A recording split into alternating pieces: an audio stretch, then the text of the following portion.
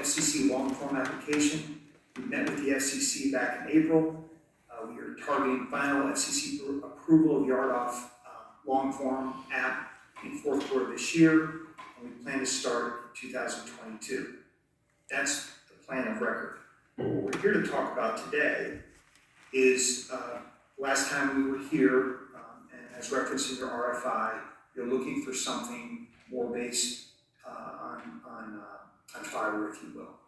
So we went back and we ran the numbers, and as part of our RFI response, we are suggesting we're going to provide Glo fiber to the home to these same 895 homes within the same RDOF target area.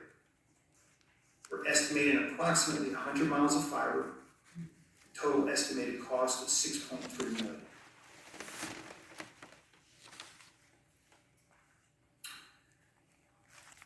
So at the top of this chart here, that's the $6.3 million I just estimated.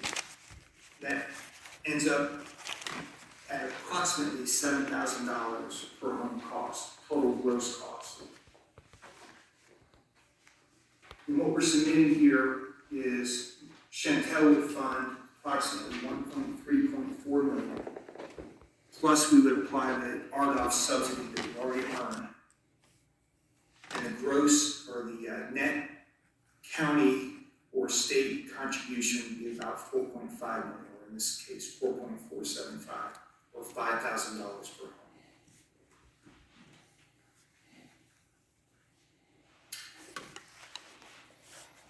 In summary, we're committed to partnering with the county on a VATI application.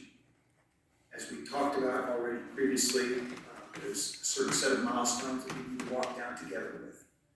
And I'd be happy to entertain any questions from the board.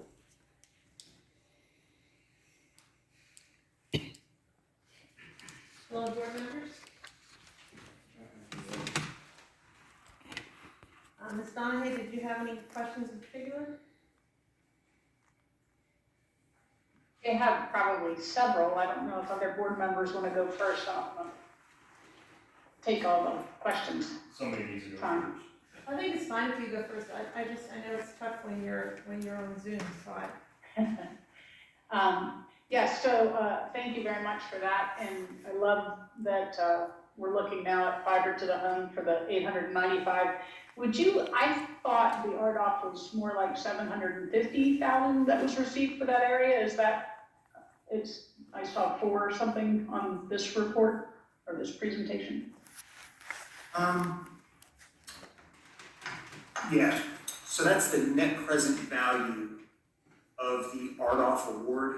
That RDOF award is paid out over 10 years. And I think you have up to 6 years, I think I read, to get that work done. Yeah, to get 100% or 98%. Okay. Happy, obviously, and other people will be, I'm sure, that with the fiber to the home, you won't necessarily need the 12 short towers. Are you, in your estimation, are you counting on the tower that is potentially going to be built in Scrabble, or are you just using in your estimates the Sperryville tower? In the RDOF proposal or in the fiber to the home proposal? I assume there'll be some fiber and some wireless mixed in there somewhere, but I think I heard that you were counting on potentially taller towers when you presented. Okay. Yes, great question, David. What I was referencing there is if we go forward with the current RDOF plan of record. If we don't, it doesn't mean we wouldn't have a need for other towers that exist today, but we certainly would not need the 12 proposed new small cell towers, if that answers your question. It does. And then the other thing is, I think I read that you were potentially looking to partner with REC.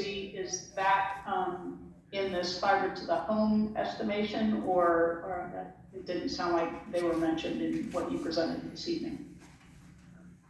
Great question. We have had conversations with REC.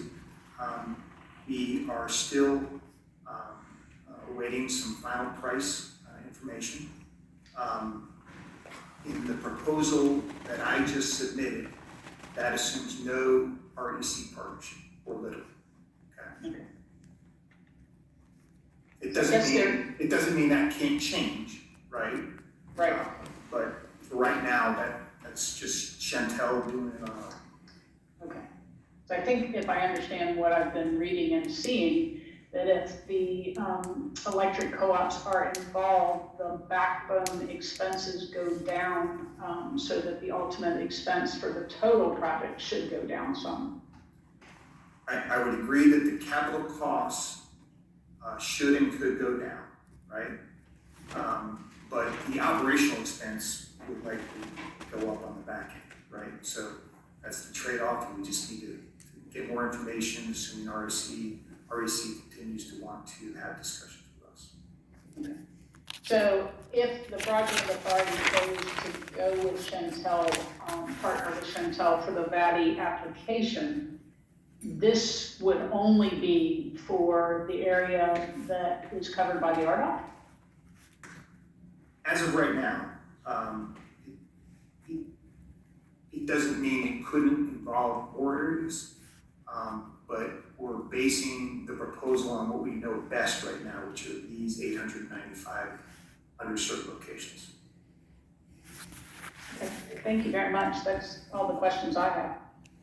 Thank you. Follow up real quick. Yes, Mr. Frazier. That $6 million estimate is based on the 895 houses?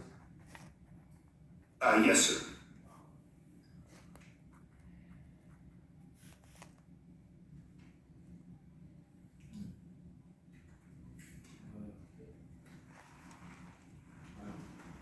I guess I won't need any more questions then. So, if I said maybe ask one more, since you would only be, since this figure that you're looking at, and it basically encompasses the RDOF area that you've already been awarded, so would you be willing to work with other broadband providers in the county, or knowing that the county of Rappahannock or the broadband authority is working with others? That's not a problem for you?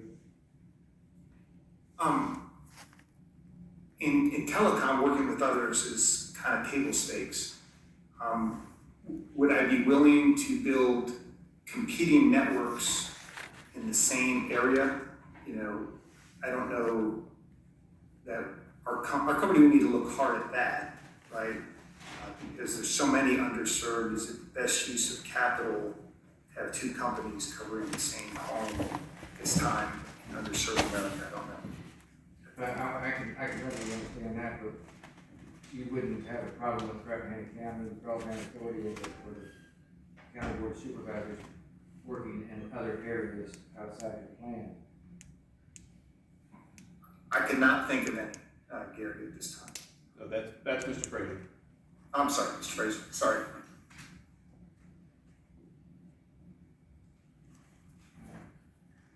That's all I have right now, something may come in my head. Thank you, sir. Thank you, sir. So can we go back to the screen, Mr. Mann, where you broke out the cost?